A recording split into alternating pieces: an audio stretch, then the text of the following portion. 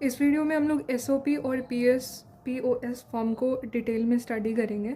तो असल में एसओपी और पीओएस होता क्या है, तो किसी भी फंक्शन को एक्सप्रेस करने का ये दो फॉर्म है, यानी सम ऑफ प्रोडक्ट और प्रोडक्ट ऑफ सम।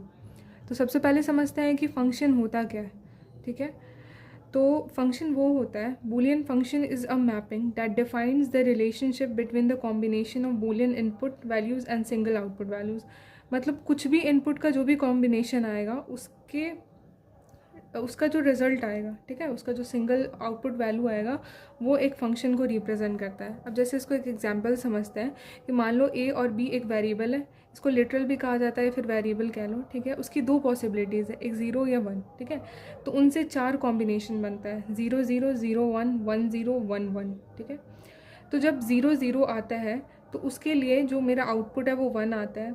जब वैल्यू 0 या फिर 1 होती है, ए की वैल्यू 0 बी की वैल्यू 1, तो आउटपुट 0 आता है। इस तरह से ये एक ट्रूथ टेबल बनता है। ठीक है, तो ये जो फंक्शन है ना, ये वो फंक्शन जो कि मेरा आउटपुट को रिप्रेजेंट करता है। ठीक है, जैसे फॉर एग्जांपल इस ट्रूथ टेबल के लिए मेरा 1 आउटपुट आ रहा है किस फंक्शन से, तो ये एक टर्म कहलाएगा। ठीक है, आगे हम लोग समझेंगे। तो उसी तरह जो मेरा आउटपुट फंक्शन होगा ना, उसको कैसे हम लोग रिप्रेजेंट करते हैं, उसका दो मेथड होता है, एसओपी एंड पीओएस। ठीक है, एसओपी में क्या होता है, अगर फंक्शन 1 आता है, ठीक है, फंक्शन की वैल्यू अगर 1 आती है तो हम उसको एसओपी में रिप्रेजेंट करते हैं। नाम से ही पता चल रहा है, सम ऑफ प्रोडक्ट, यानी प्रोडक्ट को अगर दो लिटरल्स होगा, दो या दो से ज़्यादा लिटरल्स होगा, उनका जो प्रोडक्ट होगा और आपस में अगर हम उसको सम कर देंगे तो वो बन जाएगा मेरा एसओपी एक्सप्रेशन।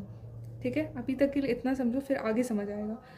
उसी तरह पीओएस क्या होता है कि अगर फंक्शन ज़ीरो, ठीक है, फंक्शन ज़ीरो हो और तब हम उसको रिप्रेजेंट करते हैं, तो वो कैसे रिप्रेजेंट होता है, प्रोडक्ट ऑफ सम, यानी जो सम होगा ना, जो सम होगा लिटरल्स का, उनका जो प्रोडक्ट होगा वो मेरा क्या रिप्रेजेंट करता है, प्रोडक्ट ऑफ सम।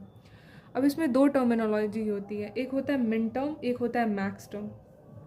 तो ये मिन टर्म और मैक्स टर्म क्लियर हो गया तो एसओपी और पीओएस समझ आ जाएगा। सबसे पहले समझते हैं मिन टर्म क्या है।